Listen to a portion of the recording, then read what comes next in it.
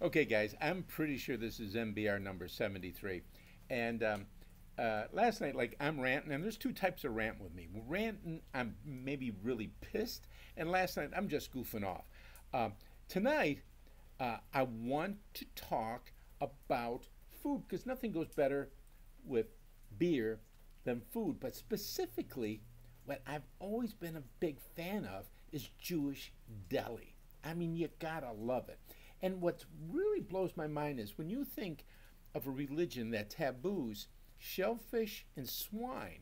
I mean, we're talking no lobster, clams, oyster, and bacon.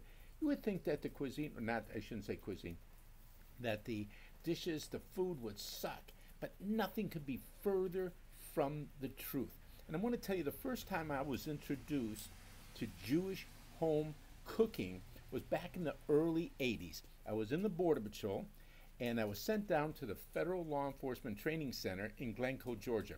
FLETC, we called it. It's just north of the Florida border.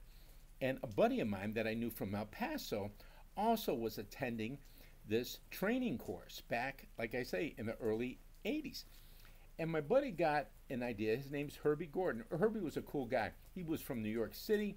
He actually worked for As the World Turned um, soap opera, and he wasn't part of the cast, but he was like a lighting guy or camera guy or something like that. But anyway, Herbie and I reunite as buddies, and he gets the idea that on the weekend we should rent a car because we flew down into there, and that I could drop him off at his parents at Cape Canaveral, and I could continue down to Fort Lauderdale. I said, yeah, that's pretty cool.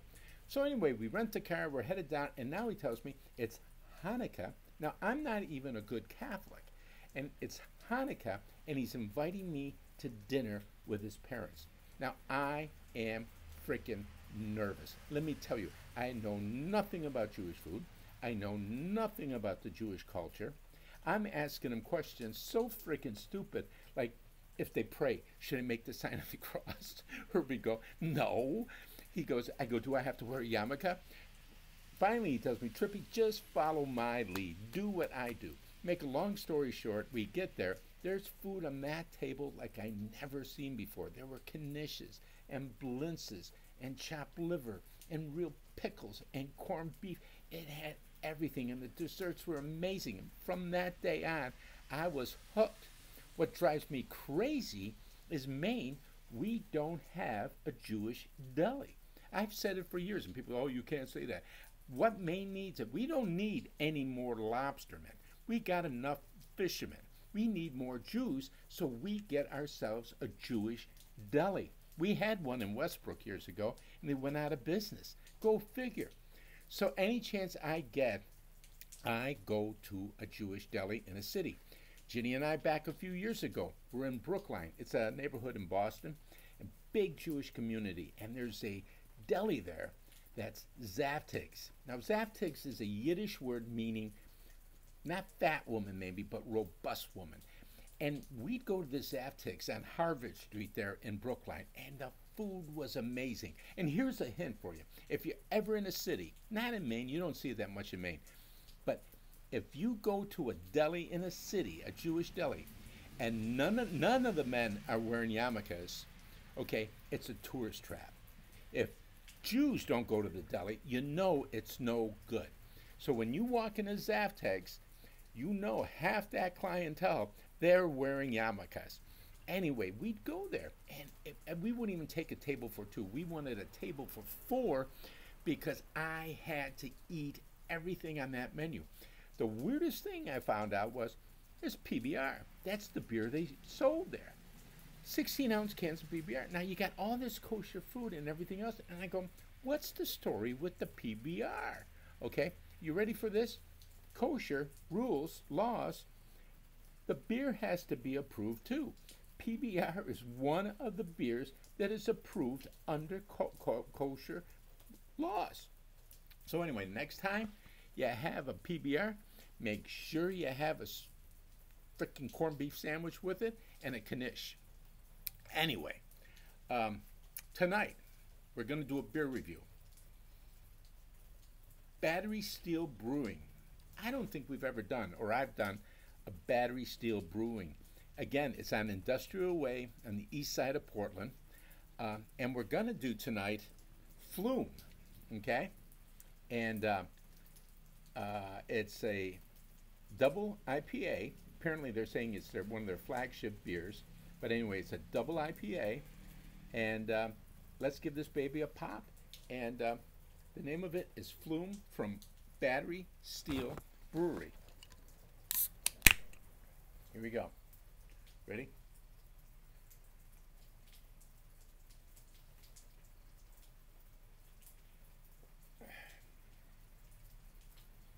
Yeah, yeah, yeah. It's the nice beer, but definitely malty taste, hoppy taste.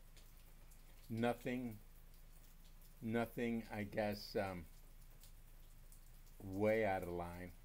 I'm waiting for a strong aftertaste, but it's a smooth beer.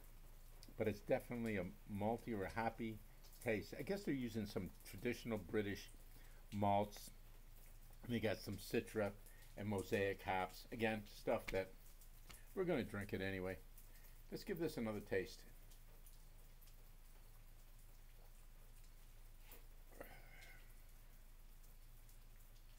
Yeah, definitely smooth. Again, high PA, double IPA. I was expecting it to be a lot stronger. It is 8% alcohol by volume, so it is stronger as far as what do you call it, booze content. But again, it's a smooth beer. I was expecting it to be a lot more stronger in the hops because again, you know, I mean that was the thing originally. I think they were using hops when they were when this originally was being exported out of England down to India for the journey. It had to preserve the beer, so they loaded it up with hops. But this one is smooth. Burp one. And nice beer. Nothing crazy here. No overpowering malts, no overpowering hops. Just a nice, smooth, cold IPA. Let me taste this again. We'll get a color check. Yeah, I like this beer. Jesus, I can't believe this. I'm going to say this, but I almost feel that I'm getting a little citrus out of this. I mean, just a little bit. But maybe that's what's causing it to be smooth and not so much of a bite. Okay, hazy and a great freaking color. Look at that, baby. Man, a great freaking color. Let me taste this again. I mean, it's just a beautiful golden color. I mean, just, man. I mean, this is a good tavern beer. I mean, this is just a good, I mean, I tell you what this would be great with. I mean, at a Jewish deli, I'm going to tell you, well, I wonder, well, maybe this isn't approved, but I mean, a pastrami, corned beef, and tongue sandwich. And I know tongue, that's another thing at these delis. You know, tongue sounds gross. Okay, we'll forget about the beer for a minute. But you slice it right in the Zaftigs on Brookline, on Harvard Street. Oh my God. I mean, the sandwiches are built up about this big. I mean, you can't beat it. But a good deli sandwich with this, okay? Mamma mia, huh? Hey.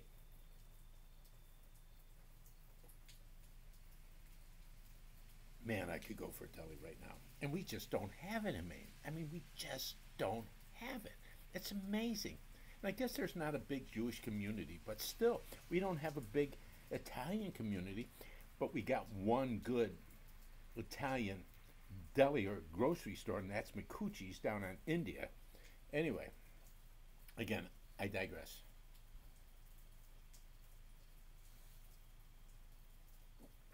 Anyway, guys,